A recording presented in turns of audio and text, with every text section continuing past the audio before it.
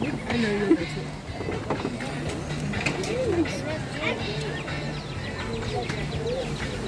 Aww.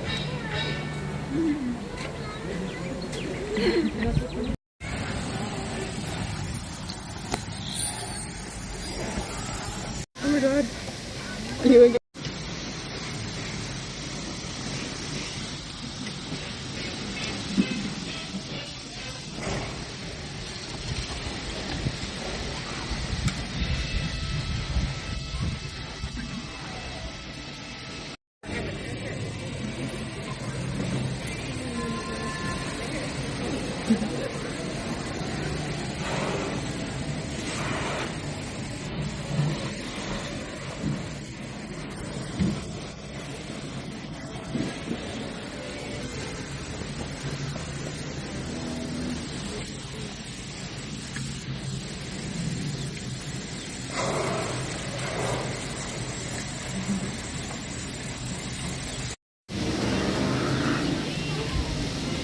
Oh, boat. That's cool. Very.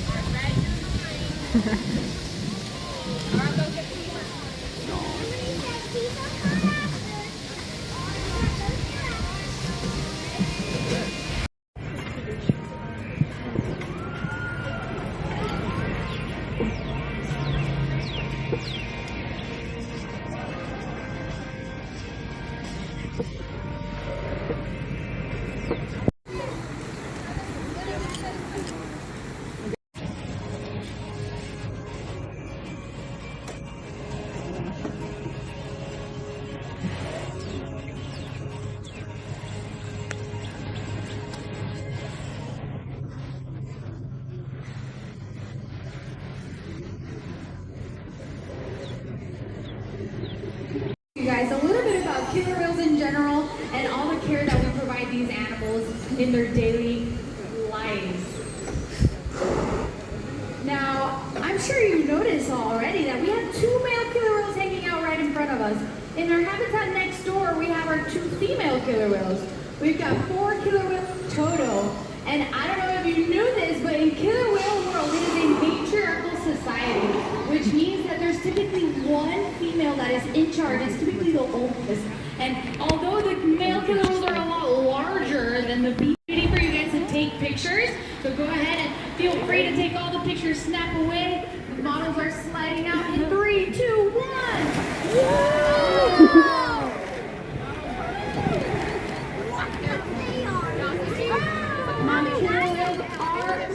So big. They're the top predator of the ocean. And they've got a couple of different adaptations that allow them to maintain that top predator status. Now their coloration is a big one. You might notice that they have a really cool coloration. They're black and they're white with a little bit of gray. Now there are 2 different types of camouflages that they have. They have counter shading and they also have what's called disruptive coloration. Now for the counter shading, that's when an animal has a back that is kind of disrupt themselves when they're all hanging out together. And you might not notice where their tails are, where their heads are at. In fact, oftentimes when we have the killer whales swimming in the back pose and they're swimming together, their disruptive coloration really gets us as well, and we're not able to tell where their heads are at, which is really cool that they're able to camouflage from us at times. Now here at SeaWorld, every single day looks very different for all the animals. Now depending on if we have guests here able to come and see the killer whales, or if we're closed, there are trainers that come every single day to ensure that these animals are getting the best care possible. These guys have about 14 trainers that come and dedicate their lives to ensure that their welfare is our top priority, to ensure that they're living long actions that allow us to ensure that we're taking care of them. One of the most important is husbandry sessions. So husbandry is anything that has to do with their health care. Now, you might have noticed in the middle over here, we've got a trainer and she's pouring water in what seems to be his mouth, Kyuquot's mouth in the center over there. And I'll point it out again when she's back here. Basically what she was doing was she was giving killer whale, water. He was drinking water. Now out in the wild, how do they drink water? They actually get all their hydration from the fish that they eat. So we trained the whales here to drink water in the case that we ever needed to give them a little bit of extra hydration. Now, that's just one of the many different types of husbandry sessions that we are able to do with the killer whales. Now we trained them on all different types of behaviors used to check that everything internally is looking well. Now the whales participate in a monthly physical where we collect a variety of different samples, including breath samples. We can collect blood samples, urine samples, fecal samples, temperatures, all kinds of different things that allow us to ensure that we're a healthy, well-fed killer whale looks like throughout their entire life. Now, all of the different behaviors that these killer whales know is because they either learn from watching other members of their pod, or demonstrating what a relate/playtime session looks like. Basically, she's just spending time playing with Tuar. She's got a little tiny jello that she's playing back and forth with him, and she's just spending time with him, playing with him, giving him back rubs, belly rubs, and just allowing him to have a fun reinforcing session at this time and demonstrating how it is that we build our relationship with them. Now, the importance of us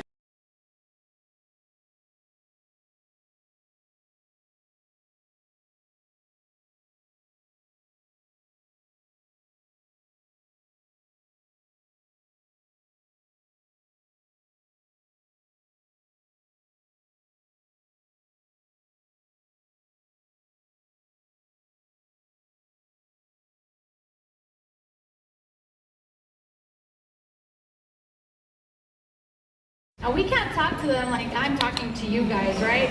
So every single behavior that they know is paired with a hand signal. We've developed our own language with the whales. Wow. Now, that's pretty cool, right? For example, right now, well, let's observe Cassidy. She's going to be showing Tuar a variety of different hand signals, and let's see what happens. I'll talk you through what she's doing right now. Right now, like I said, she's doing a cute little playtime session with him. Now she's feeding him. Well, here we're observing a couple of different enrichment devices as well. Over here on this side, Amy is also doing a playtime with Kyuquot, and she's got two different enrichment devices, we call them toys as well. What she is challenging Kyuquot with is to turn.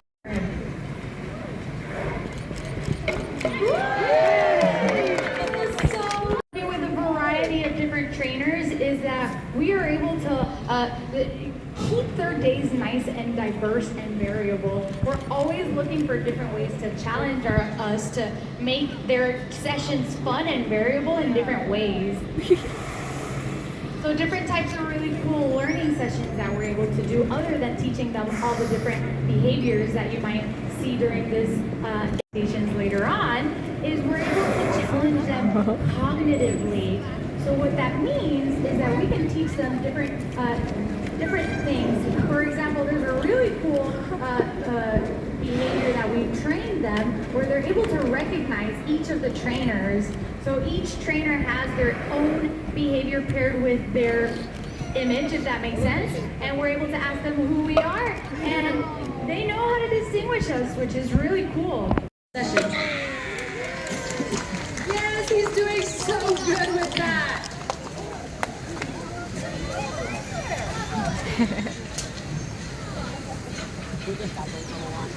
Now, Kyuquot here is weighing in at over 9,900 pounds.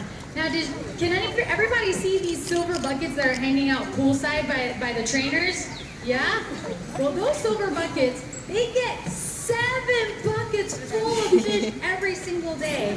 And throughout the day, we'll ensure that they get their every single pound of fish by doing all types of different sessions.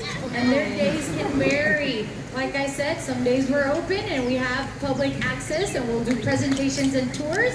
But some days when we're closed, we don't have those shows and tours. So what we'll do is we'll make sure that we're training new behaviors, paying close attention to their behavior, and doing everything that we can to ensure that every day is the best day for these animals. Now everybody get your cameras out because Kyuquot is going to be sliding out again.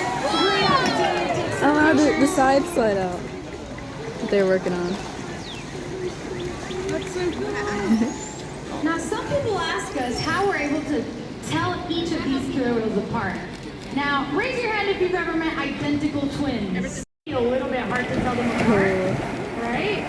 Now, with the killer whales, they all look very similar. You'll start to get to know them, and you'll start to see that maybe one of the twins has a freckle on their face, or maybe one is a little bit taller, maybe one has longer arms. Well, for the killer whales here, we'll look at similar things. We'll look at their facial features. Some of them might have freckles. Some of them might have larger pecs. Some of them might have a larger dorsal fin. Now, for me to be able to tell apart Kyuquot, who's right in front of us, and Tuar over there, I look at a variety of things. I'll look at their eye patches. If you guys notice over there, Tuar in front to pose up a little bit. He's got one freckle on his right eye patch. Raise your hand if you can see that freckle. You can see that freckle? She's pointing at it over there. I see it. I see it. It's a really small black dot. Now, if you come back to the presentation later, you'll be able to tell apart Tuar because of that little freckle. So those are the little things that we'll look for. Now, one of the ways that killer whales can communicate with each other is through the use of...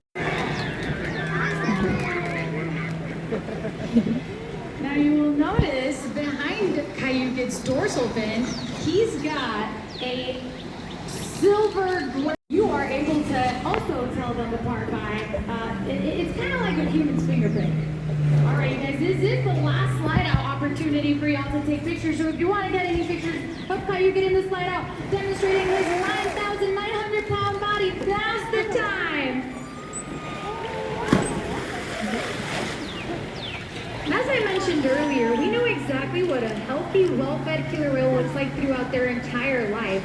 So having this information is really important so that we can ensure that we're taking the best care of the animals here at SeaWorld, but also so that we can share any information that we learn from these animals with scientists and researchers of killer whales out in the wild.